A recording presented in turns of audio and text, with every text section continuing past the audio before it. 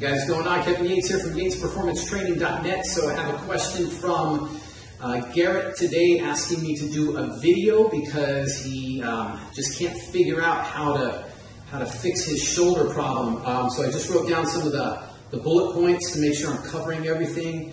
So Garrett had a labrum surgery, I think it was about a year ago. He's been through physical therapy. He's having, can't put his arm above his head. And the doctor said that his shoulder blade is not moving right. And he's been trying to strengthen his core and his upper back, and nothing seems to be working. And wanted me to do a video to help him out. So Garrett, man, first of all, I feel your pain. I know what it's like to have shoulder problems, and you can't lift things and do things, and you can't figure it out. It just frustrated, I think, is not even the word that could begin to describe it.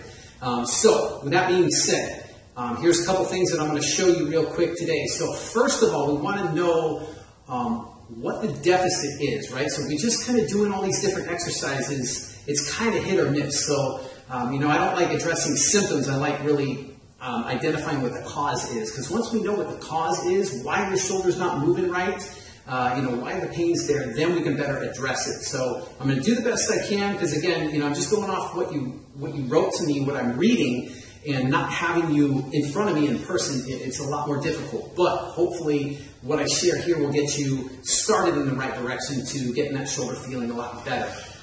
So first things first, the shoulder, your doctor said your shoulder blade is not moving, and you're having trouble with getting your arm up overhead. What that tells me is that there's probably your shoulder blade is not rotating up. So every time we reach overhead, the shoulder blade has to turn upward in order to support the arm, basically, right? So it has to move with the humerus. So that's not happening. What we want to do is make sure that we're getting that shoulder blade mobile. Now, trying to strengthen, it's tough. We want to do strengthening after mobility. We always want to have mobility happen first, because without mobility, you can't get your shoulder in a good position to move from. So if we can't get that shoulder in the right position to move, and we're doing strengthening work, then what happens is we strengthen the imbalance that leads to the problem, if that makes sense. So a couple of things, if we're going to work with getting the shoulder blade to come up, to rotate up, we have to look at where the mobility is. So there's two things we want to look at. We want to look at your external rotation, basically taking your shoulder from here to here, and then we want to look at flexion, which is here to here, right? So both of these movements are coupled in with basically lifting your arm overhead. So there's a wall test that we want to do first. So if you have a flat wall, you would put your feet, the heels of your feet, your butt, your upper back, your head, and then you put your arms, elbows, forearms, wrists. You want to get everything in contact with that wall, okay? So what it looks from the side is kind of like, you'd be up in here. So what we're looking at is, can I get all those points of contact on the wall? Right? A lot of times what happens, if we don't have enough external rotation, we'll try to move to the wall and we'll kind of be like this. And then we're breaking our wrists, trying to arch our backs, trying to get back there because we don't have it, okay? So that's the first thing we want to do, is identify how much external rotation you have. Second test is to use that wall test and then to kind of come up this way to where we're just reaching overhead. And we want to notice how much range of motion you have. So if we did it from the side, you want to notice how much range you have before you feel you have to start arching your lower back to get it. Right? So as far as you can go without arching the lower back, take kind of a look up and see how far you can get, and then just kind of make a mental note of that. So what we're going to do is to mobilize some things. We can use a resistance band, just kind of hook it up in the doorway where it's not going to come out on you, get a door attachment, and we want to mobilize kind of both of these ranges a little bit. So one thing that you can do is kind of put your arm in the band there, right, and just go easy with it. All I'm going to do is I'm going to gently shift my weight toward my front foot on my front leg, and then back to my back leg. I'm going to, again, get on the front leg and back leg. And what you want to do is feel this out to where you feel like it's allowing you to get a good stretch, to mobilize that shoulder, like we talked about, external rotations happening, and a little bit of into that flexion range. We can even work right into here. What we don't want to do is go gung-ho into that thing and pull it, right? Like you talked about, you do pec stretches and then it hurts, and that's probably because the labrum of your shoulder attaches to the humerus, attaches to your upper arm, and you probably just exceeded the range that it had. So again, we go in here, and then all we do is kind of shift a little bit and then hold a little bit on that front foot, where you can just work into a good stretch and kind of hold it there. Notice I'm not twisting my upper body at all, I'm just holding tight.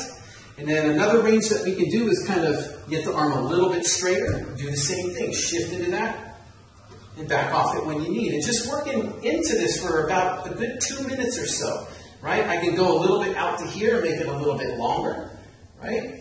I can go a little bit this way. Now, what I'm doing with my hand, you'll notice my palm is not turning away from me. I face my palm almost a little bit more toward my head, right? Kind of palm in, because that's the external rotation that we want to have, right? So just work within ranges, feel it out, move yourself around a little, try different ranges, and work within the ones. You'll know when you hit one that you need. It'll just kind of feel like, oh yeah, that feels good, right? 2 minutes onto that, or as long as you feel you're improving your range, keep working, okay? After you do that, you retest on the wall, and what you're looking for is to see if you have an increase in the amount of range of motion you have. So again, retest external rotation. You should be able to get farther if you did it right, and retest the flexion test, and that should help you. Now, if you have trouble with that, even moving in that, then there's one more thing that you can do, kind of a regression if you need it to be. I'll show you that on the floor here real quick. Here, so what we've got here is a little bit lower level regression if need be. You can work on the floor, and you work with a dowel, kind of the one that you get out of your closet. And you want 3 points of contact. You want the back of your head, you want your shoulder blades, you want it to rest right on there, and then you want like right back on your tailbone. 3 points of contact with the dowel.